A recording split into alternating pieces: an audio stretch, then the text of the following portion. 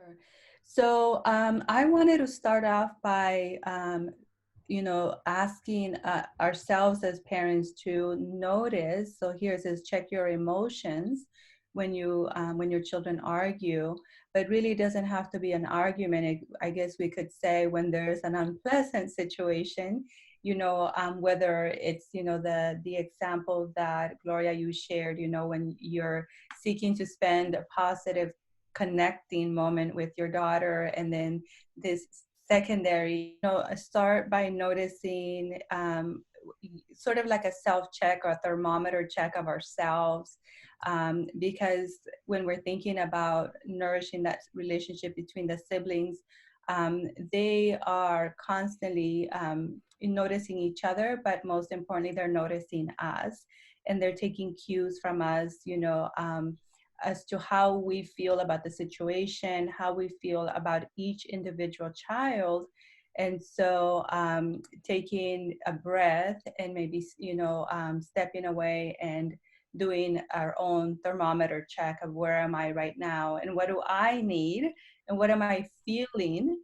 And then from there responding, and because not only is it good role modeling, but also it will allow us to step into a place where we can be more intentional with our response. But it also can help us to practice some self-compassion, and maybe adjust our expectations, because sometimes really we're going to be overwhelmed and maybe we need a break, and we need that break before we can respond. And our kids need to take breaks. And so essentially what I'm saying is that in starting with us, it gives us an opportunity to self-care. It gives us an opportunity to be able to um, respond from a place that's more intentional. And in that process, we are increasing our own capacity over time to respond to discomfort and ongoing challenge.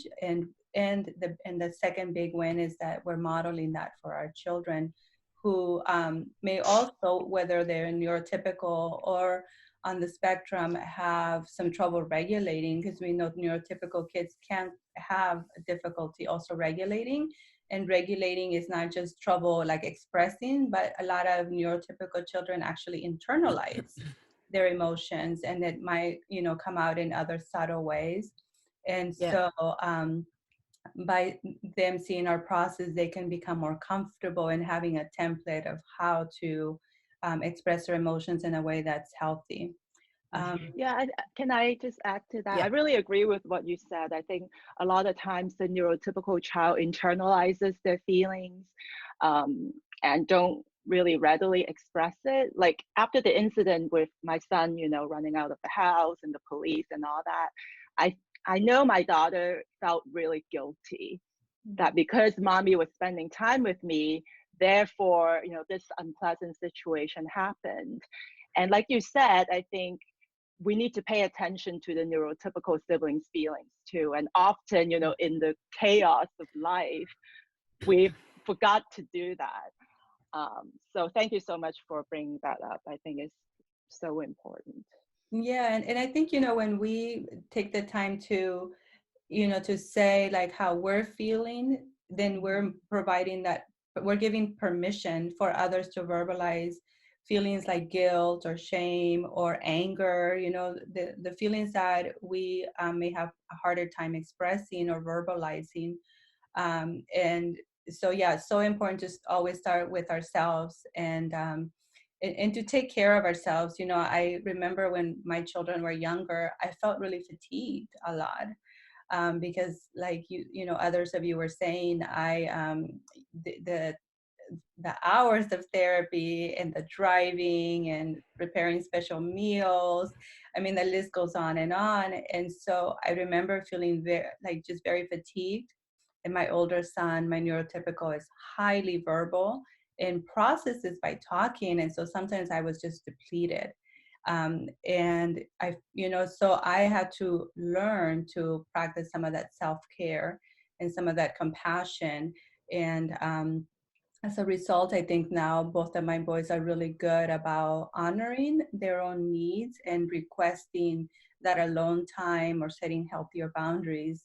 And so it started with me learning to set those boundaries and understanding that they weren't just boundaries, they were necessities, that I also had needs as a parent. So, sometimes that is involves getting help from others through respite care, if the other spouse is not or the other parent is not available. But really recognizing that as moms in particular, owning our own emotions really also means, our own emotions about not just the children, but just in general, and making sure that we're practicing some of that self-care.